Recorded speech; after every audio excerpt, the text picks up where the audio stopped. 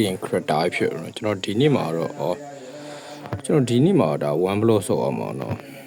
okay ပါကျွန်တော်1 block ဒီဘယ်လိုပြောမလဲဆိုတော့ဒီတရားဆော့ရမယ်ပေါ့နော်ကျွန်တော်ရက်တရားဆော့သွားမယ်အခုတော့ရက်0ပေါ့နော်ရက်0လေးကနေစားလိုက်ပြီပေါ့နော် okay ပါokay မြေကြီးတုံးရအောင်နော်မြေကြီးတုံးနေ okay ခိုင်အရင်ဆုံးဟုတ်ပစ္စည်းဘေးကြောက်အောင်မှာဆိုလို့ပါတရား okay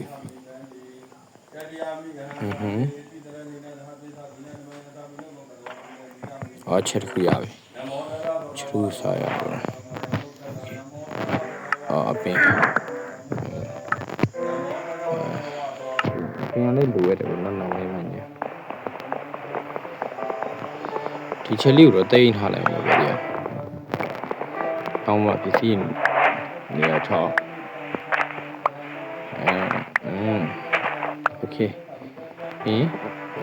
ဆိုဘရိုဟုတ်ပြီရောကျွန်တော်စဉ်းစားတာတခုရှိရပါတော့ကျွန်တော်ဒီလိုဗျာဒီနောက်ဒီလိုလေးလုံးချလိုက်မယ်ဒီလိုလေးလုံးချပြီးတော့ဗျာဒီနောက်ထပ်ရလာမြေကြီးတွေကိုကျွန်တော်ဒီနားပေါအောင်ကျွန်တော်မချတော့ဘူးဒီနားပေါအောင်ကျွန်တော်မချဘဲနဲ့ဒီလိုအဲ့လို iPad အဲ့လိုပြတဲ့မှာမြေကြီးတန်းလေးလုပ်ပြီး iPad တွေဆက်သွားအဲ့လိုဒီနားမှာပြတဲ့မှာဘယ်လိုပြောလဲ creeper တို့ဘာလို့စပွန်ကျွန်တော်နိုင်ပစီးဝါနိုင်နေဗျာ oh shit တိုးရတယ်ပေါ့နော်ဒါပေမဲ့ဘာဆုံးရှုံးရတယ် okay ဒါရေးပြီးနေကွာသူ့တော့ပြီးဝတ်တပကတုံးနေမလို့ချုပ်ပေးလိုက်တော့မယ်နော်ချုပ်ဖို့တော့ဒီလို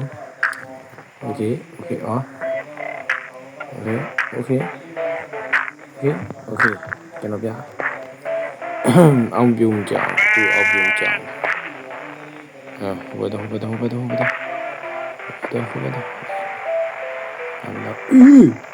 ဟော你急哟ကြာသွားတယ်ငါလည်းခွေးဘာလဲစားရပါ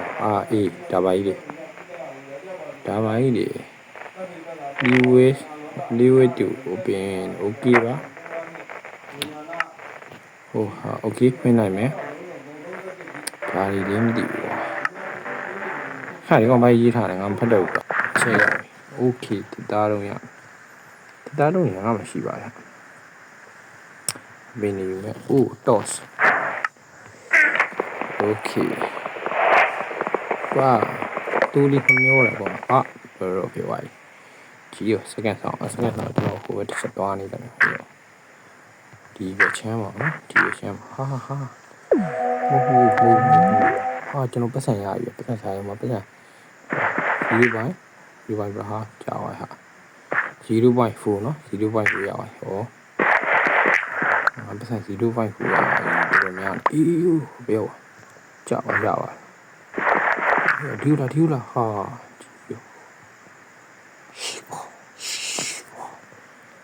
ကြာပါကွာကျွန်တော်စဉ်းစားတယ်ကျွန်တော်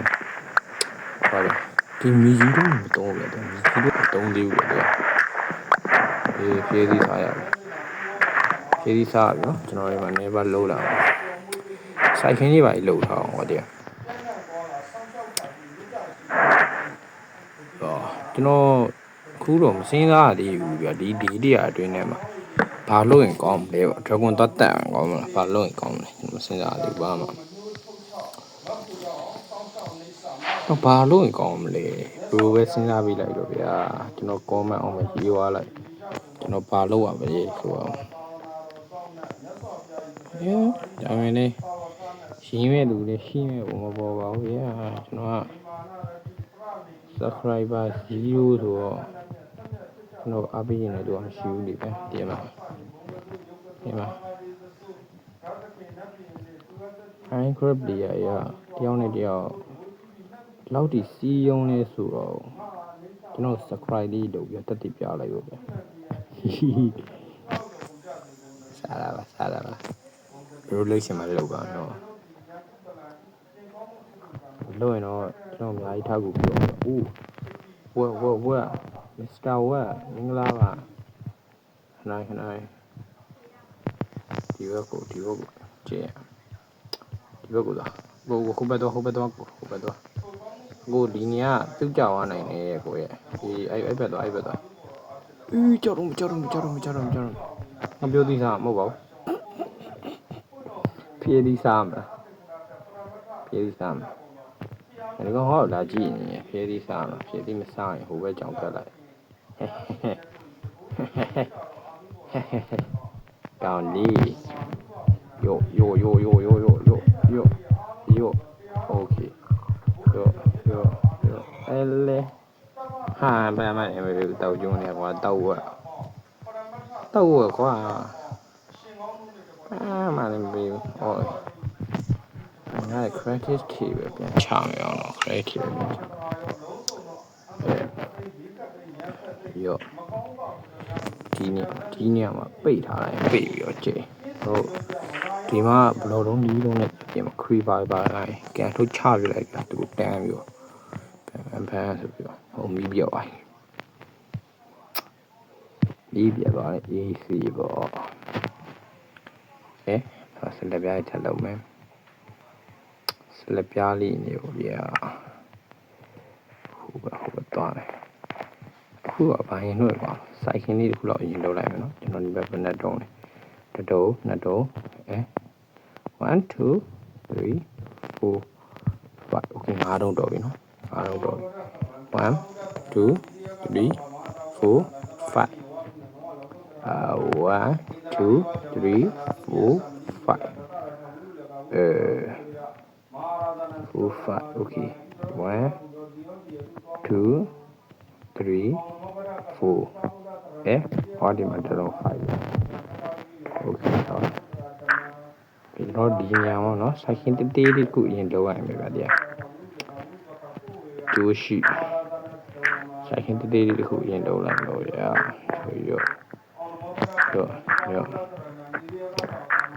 အစာတော့မပူမပြင်းမချောင်းမကြနေရအောင်လို့ပေါ့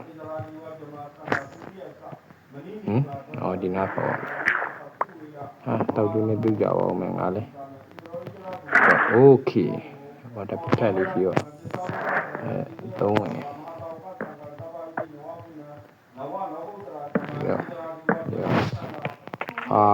မဟုတ်လေကအကြောင်းโอเคရောဒီမှာကအပင်နေထားမယ်ကွာမျိုးစီထားမယ်မဟုတ်ဘူးမျိုးစီထားလို့မျိုးစီဆန်ဒီပင်ထားမယ်ဒီနေရာမှာ toast ကြောင်းထားခဲ့တယ်ကွာဒီမှာဒီစုံကြီးဘာညာတရခိုင်ပူးမှာမဟုတ်ပူးမှာတော့ကိုအခုမှဆိုလို့စပွန်မှာဆိုလို့စပွန်လို့မရအိုင်ကောင်စပွန်ရင်ကျွန်တော်ဘာကြီးကိုစပြတ်တော့နိုင်ငါဘူးပါတော့မှာဒုချောင်းရင်တော့မယ်ဒါလေးခုလုံးမယ်ဒီမှာစိုက်ပြိုးကြီးလို့တော့မှာမိုးရလာပြီမိုးရတော့ကျွန်တော်ကောက်ဆက်ရမှာကျွန်တော်ဂျုံဆိုင်နေပဲစပါးဆိုင်မှာဂျုံဆိုင်မယ်ပြီးပန်ကလေးဆိုင်ပြင်ပြီးလို့ဟုတ်တယ်ကျွန်တော်မှကြောက်ရှိရကျွန်တော်ကိန်းမိုးလို့ထားလို့ရကျွန်တော်ငါးလို့ရှိရင်ကွာငါးလို့ရှိရင်တို့ကိန်းမိုးလို့ထားလို့ရပန်တိကိတ်လို့စားလို့ရ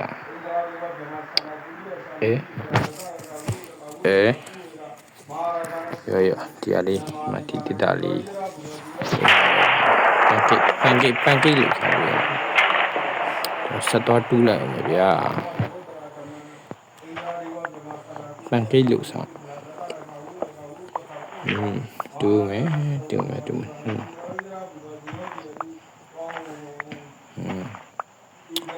တော့မြေကြီးတွေကိုဒါစုနေရလက်ကောက်မို့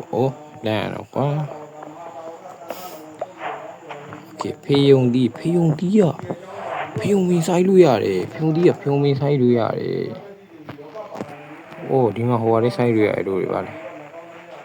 အေးဖေးဒီပြောကွာဖေးဒီခြေလိုက်တော့ရမှာဘာရမစားသေးဘူးဆိုတော့ကွာမဟုတ်ဒီဘက်ဆိုရင်တို့ဒါဒီလိုဆိုရင်ဒီညမှာတီးတီးမှာအဆင်ပြေဘူးဖြတ်ပြီးတော့ဒီဘက်ကနေစားဟာဟုတ်လေအဲ့လိုဖြစ်ကမဟုတ်ဘူး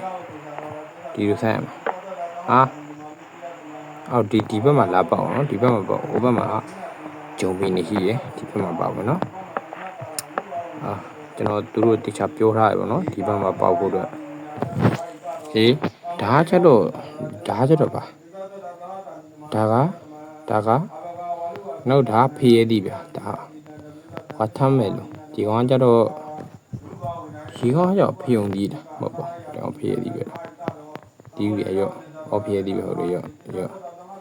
င်းတို့ကဒီဘက်ကိုပေါအောင်နော်ဒီဘက်ကိုပေါအောင်နော်တပင်းပြီးမပြီးနေနဲ့ကြားလားတော့နေဦးဒီကလူပြောထားရပါနော်โอเคoh my god ကျွန်တော်နေနွားနုရပြီပေါင်မလို့စားလို့ရပြီပေါ့နော်โอเคပါမစ္စတာကောင်းကျွန်တော်နွားနုလေးနည်းနည်းတော့ချီးပါကြိုက်တော့ယူပါဟုတ်ကဲ့တခုတစ်ခွက်ပဲယူရတော့တစ်ခွက်ပဲယူပါဗျဖေးနွားနုတစ်ခွက်ရပြီပန်ကိတ်လို့ထားလို့ရပန်ကိတ်ဟဲကဲနည်းနည်းတော့ပြီနည်းနည်းတော့အောက်လဲခုံမစင်းသွားတော့တွားညဟုတ်ပဲတော့အဲ့ဘက်သွားလေးရနော်အောက်တော့ခုံမစင်းသွားနဲ့ကြား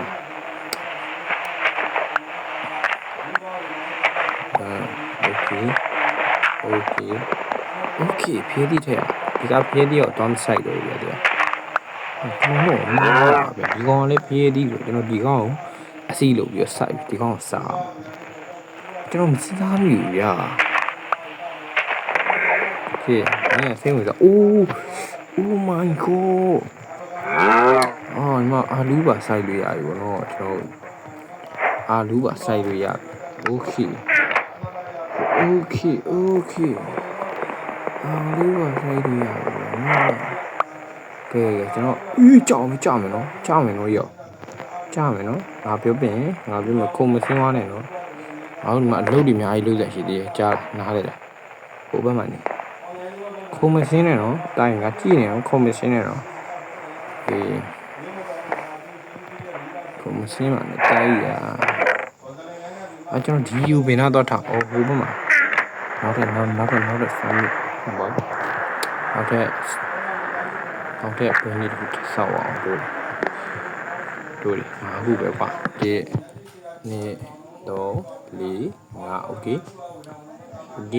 ဘယ်တော့မှဒီဘက်တော့ဒီနေ့တော့4ဟုတ်တယ်နော်ဒီနေ့တော့4โอเคဒီနေ့တော့ဒီ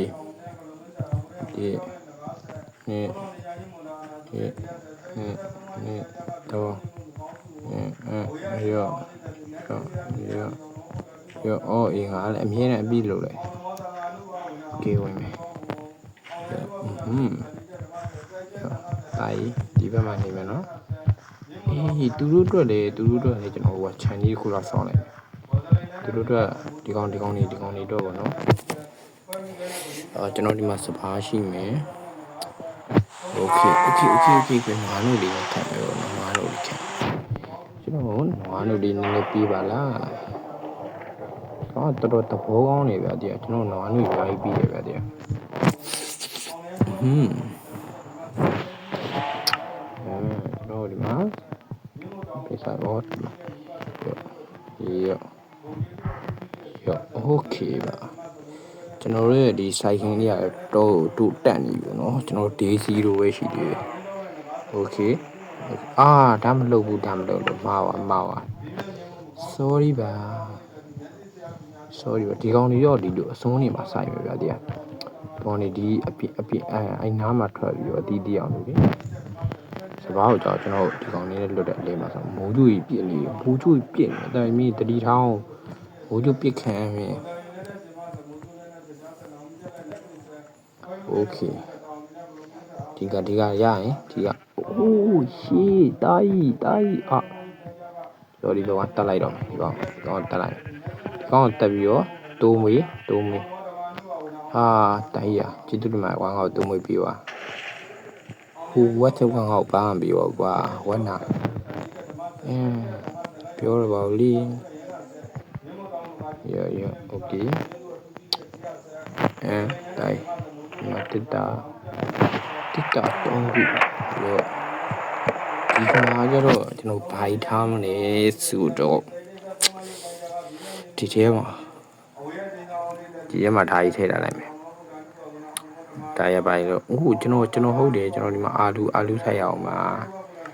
ကျွန်တော်ပူတီတိုဆိုင်ရမှာပန်ဒီရဒီမှာထားမယ်ပန်ဒီတော့နော်ချာပေးမယ်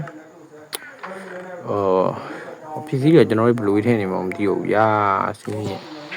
ကျွန်တော်ဒီမှာဟိုကတော့အာလူကဒီတိုင်းဆိုင်ရမှာလားဒီတိုင်းဆိုင်တာဟုတ်တယ်ဒီတိုင်းဆိုင်တာမဟုတ်ဘူးဒီနားမှာမဆိုင်ဘူးဖြစ်လို့ရလားထားလိုက်ပါဦးရောတက်တာထဲတော့ပြင်ထုတ်လိုက်ပါမယ်ဗျာဒီကကြီးပါဒီကလေးနဲ့တကွေးထားလိုက်ကျွန်တော်ဒီနောက်ဆက်သွားမယ်ဗျာဒီနောက်ဆက်သွားပြီးတော့ကျွန်တော်ရဲ့အိမ်လေးတိကျနေပြီပေါ့ဗျာဘယ်လိုတုံးသွားတုံးဒီတုံး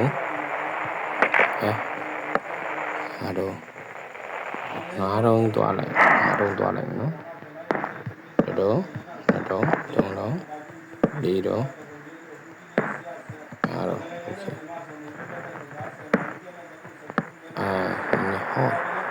ဒီနေ့2တုံးအောင်ပြောပါဘူးနော်ကိုနေ2တုံးအောင်ပြောပါဟုတ်ထားလိုက်ပြုတ်ကြအောင်ဒီထားသားကြီးဖြိုးနေအောင်မဟုတ်ပါမတင်ကိုရဲ့နေရာကြီးတိုးတက်ပြောင်းလဲတော့ကျွန်တော်လှုပ်ဆောင်နေရပါဗျာโอเคဒါပြင်စလက်ပြားကုန်လို့လိုက်မယ်ဗျာyoမြေကြီးဆက်လို့တုံးနေလို့မဟုတ်ပါဘူးyo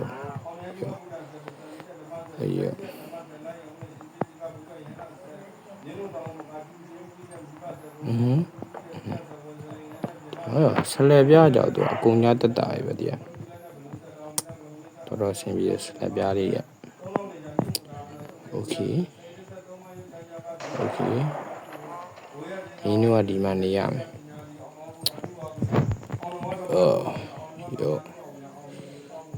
yo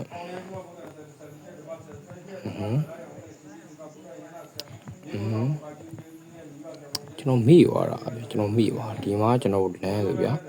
ကျွန်တော်ကောင်နေဒီမှာရောက်နေရချင်းရောဗျာဒီနည်းနည်းထက်ချက်ရမှာဗျာနည်းနည်းထက်ချက်ဖို့တော့မိရောဒါမှထားရတော့မယ်ဗျာဒီဘက်တော့ပြူကြအောင်မလို့ဒီဘက်ပါထပ်ပြီးတော့ဒိုးချဲလိုက်မယ်ဗျာဆက်လက်ပြရှိနေရောကျွန်တော်ဒီဘက်တွေဒိုးချဲတာမီးလုံးမရှိရောဟိုအောင်နေစပွန်းလာအောင်ဇုံပြီးစပွန်းလာအောင်ပြူကြအောင်ဆုံးရှုံးသွားဆုံးရှုံးမှုအဖြစ်မခံနိုင်ကြောက်တော်သေးရောနှမျောလိုက်တာဗျာရော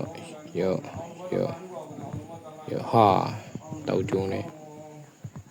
ပါကွာရော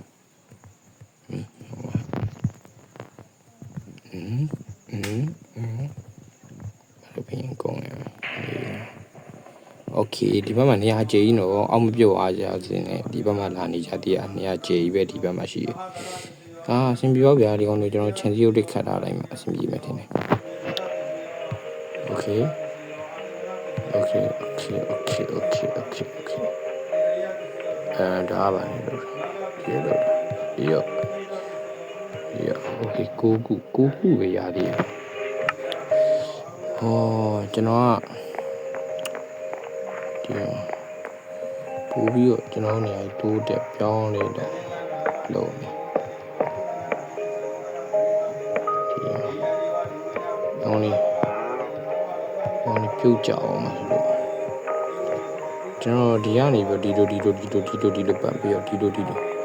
đi qua đi đồ bạn thì con này thì mà để ra này mày thì mà này đi con này bây giờ rồi đi đồ bộ đậm thì qua đi mà đặt lò thì mà đặt thẻ đi đồ đặt hay thẻ qua đi đồ bộ đậm thì con hú bộ rồi đi chạm thì con này xì ya đi mà rồi đúng không tao anh trên này phải lấy rồi đi nói thì con này giờ đó cho nó đi với mà mùi mình ví dụ cho nó cho nó phải với mà đi mà ăn đâu mà bị nó đã ấy sao lại đâu nó đi là này anh đi em nhà này vậy thì đi này anh đi em nhà cho nó biểu chào này biểu chào này thôi cho nó đang khi này mới giờ ok là xem biểu chào rồi chơi phiếu à ta mà biểu chào để trận này vậy cái gì đâu nữa bây giờ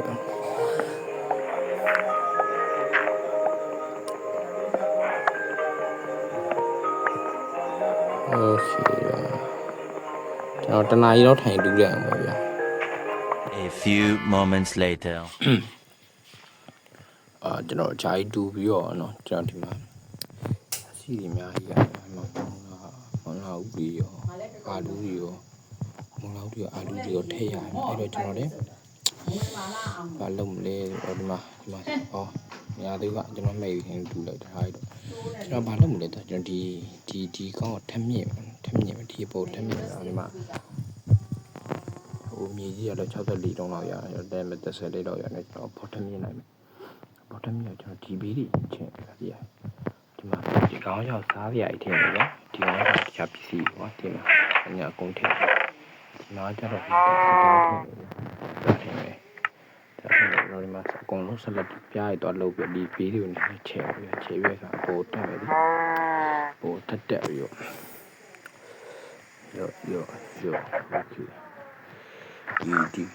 ဒီပါဒီဘောတက်ပြီးကျွန်တော်စိုက်ရင်းနဲ့ထက်လို့ပြုတ်ကြတော့မှာတော့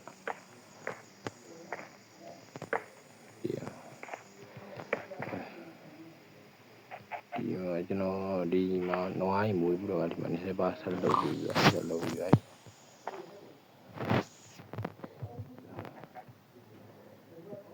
ဒီမှာဒီကိုတင်လာโอเค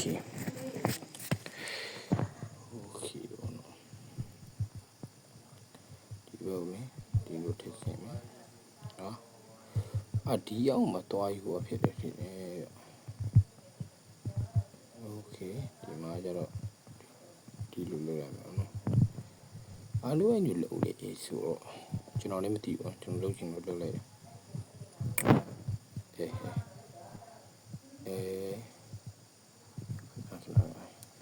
ဒီတော့စကိုပြလာဒီနားမှာဒီလိုထုံးလိုက်မယ်ကွတီပဲနော်ကွတီဒီနားကနေပြီးတော့တက်မယ်နော်ဘလောလုံး6တုံးညီကြီးတုံးလိုက်ပြီးတော့တော်ပြီပေါ့နော်6တုံးတော့ဘာလို့တက်မှာOh my god မျိုးရရေးတမန်တော်ကြီးဒီနော်စိုက်ခင်းနေတော့ဘာညမှပြန်ခွဲမယ်ပေါ့နော်ဘာညတော့ခွဲရဒီချက်ကစားနေတယ်မင်းကျွေးမင်းစားနေတနာတော့ရော့နည်းနည်းကျွေးလိုက်မယ်တနာလေးကျွေးရမယ်ဒီမှာဒီကားလုံးပါပဲတရားဒီကားတော့တစ်သားမရှိဘူးဗျာတစ်သားနဲ့တူရအောင်တစ်သားလေးပါလေးရအောင်ပြီးကျွန်တော်အပေါ်တက်မဲ့လီကားလေးတော့ဗျအဲ့ရပါဘလူးဘဲနေမှာတုံးလို့တော့ဒီပဲဗျာဟိုမှာနှစ်ပေါက်လေး နော်တည်တည်ရဟာသူတို့ကကျွန်တော်လာကြည့်နေဟိုဘက်သွားနေအော်မြည်လုံးတွေကြီးပြမြည်ရှိနေရပို့ပဲနော်ကျွန်တော်မြည်လုံးတင်ပို့တယ်နော်ဒါမဲ့ရပါတယ်စလက်ပြားနဲ့ဖြစ်လို့နော်โอเคတာရပြီတာစင်းရတူဦးတာပဲရနောက်တဲ့တတုံးလောက်ဆိုစီရွာโอเคထိုင်တော့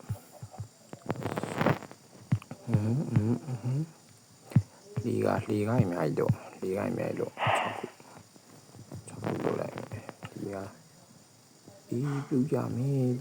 ယ်မင်းတို့ငါပြောချင်တော့ပြုတ်ကြမယ်နော်ရောโอเคဆိုတော့မြေကြီးချyou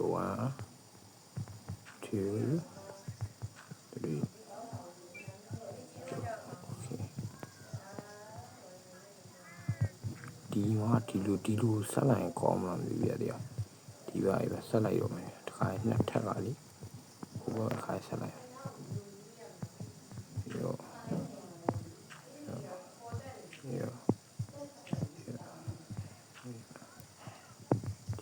ဒီခါတစ်ဆက်တယ်လို့လိုက်ရတော့ပါနော်ထင်းလာပဲကျွန်တော်လည်းရမှာပါမမီရော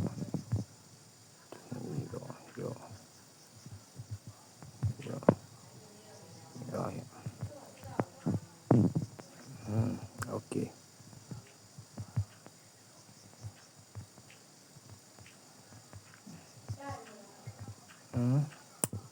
ဒီအပေါ်ရင်းနေအောင်မှတ်တာမှာလို့โอเคဒီမှာအပေါက်တူမှရပါပေါက်မတူတော့မရโอเคဒီချာပြီးပါပြီ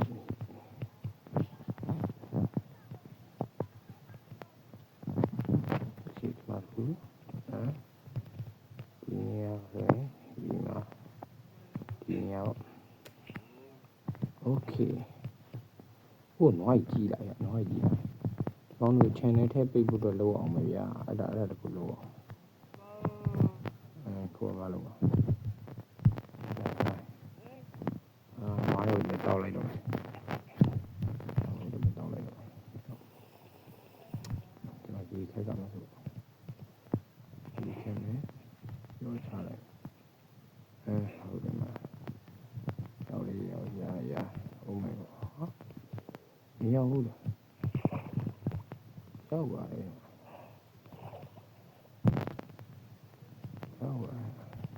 ခံမယ်ရော okay ကျွန်တော်တို့ရဲ့ဒါ fan ဘယ်လိုပြောမလဲ layer system ကြီးပေါ့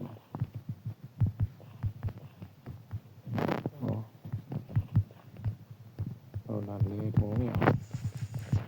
တောင်းသူလေသမားဟုတ်ရဲ့ကျွန်တော်ဂျုံ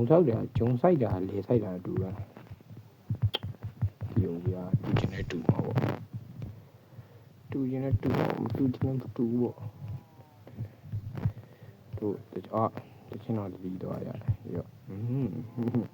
ဘယ်ဝိထားကြဒါပဲဒီတော့ရအောင် okay ဟာကျိုးရမယ်ဟာကျိုး no oh my god နောက်ဆုံးပြဒီငွေကျိုး9ကျက်လောက်ပဲလို့တောက်ကျိုးနဲ့ကျိုးอ่ะမျိုးအဲ့ကိုပြောတုံးရလိုက်ဟောယူဟောနှစ်ကောင်လုံးခုန်ကြီးမီရေးကြီးပါဒါတောင်းရေးကြီးပါဗျာဒီကိစ္စတောင်းရင်ရေးကြီးပါများတော့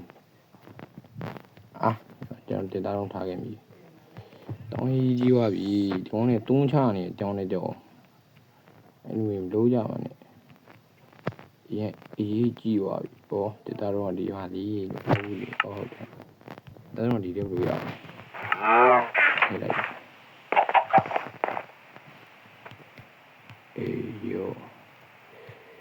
โอเค都哈哇我就我个东家里我个农好东来农好家多哇我的呀真係好嘛做乜表呀唉ဒီကောင်ရော我的呀ကျွန်တော်做乜表呀တကယ်ပြော我的မကောင်းဘာလို့လဲဒီဘက်မှာဒီလိုလေးထပ်ပြီးခင်းပြရမယ်အဲ့ဒါအနာကုတ်လေးပေါ့ရတင်မှာသူတို့ဒီအတီးချပြန်ရရှိတော့ဟိုအောက်ကြအောင်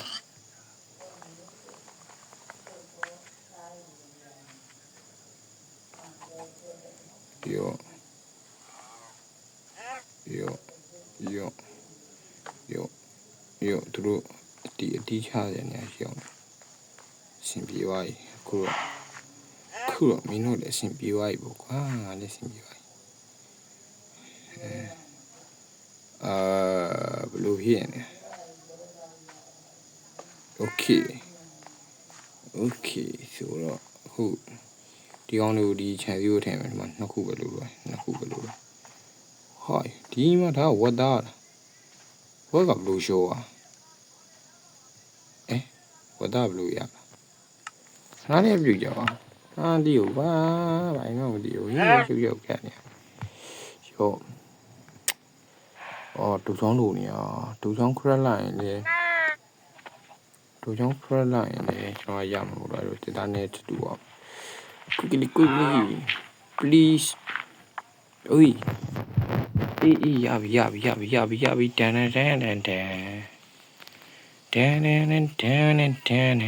တန်Okay ကျွန်တော်ဒီရချန်လေးစောက်ပြရရင်ဗီဒီယိုအန်လိုက်တော့မှာနော်ကျွန်တော်ဒီမှာဗီဒီယိုဘာလို့အဲ့လိုလေးရှည်အောင်မလဲဟိုဝင်းနေလို့ဟာဒီကောင်နေပေါင်းနေတယ်ကွာဝင်းပြီးကြတော့မကြတော့ဝင်း come here baby ဟုတ်ပါ come here Mr. ကောင်ယောဟာဒီကောင်ဒီပေါက်လေးနဲ့မဆိုင်ဘူးလားမသိယော Okay ဟာပြန်ထွက်နေဟောင်းကြီးသွားတာလေးဝင်ဟာမဝင်ဘူးလားဒီသားဘာနဲ့ရောဝင်းလို့ပြုတ်ကြမယ်လို့ဟာစပါးလားဒါစပါးကျုံနေရတယ်မြင်ရသေးဘူးကွာကြီးပဲဒီကောင်လို့ဘလူးသွင်းပါလေအိုးကြီး तू ကဒီကောင်မြူးစီနဲ့သွင်းလို့ရမြူးစီရရှိသေးတာရှိရောစားမအဲ့ဒီဥပြီးရောဥပြီးရတယ်ပေါ့နော်ဒီကောင်ဒီဘလူးမှလည်းသွင်းမြေဟုတ်ပြီတိုးပြီဗျာဗီဒီယိုကဒီလောက်ပဲဗျာတောင်းရတိတ်နေသွားပြီဗျာဟုတ်ပါတောင်းစိမ့်နေသွားပြီဗျာဒီကောင်နဲ့တွင်းလို့လည်းဗျာဒါပဲနောက်ဗီဒီယိုပြန်တွေ့မယ်နော်ဘတူးမှပြန်တွေ့နောက်ခါကျရင်တော့ကျွန်တော်ဒီချက်ပူပြီးကြီးကျယ်ခန်းတော့လုပ်ရမယ်ပေါ့လျှောက်ပြောနေဒီကောင်တော့မွင်ကွာ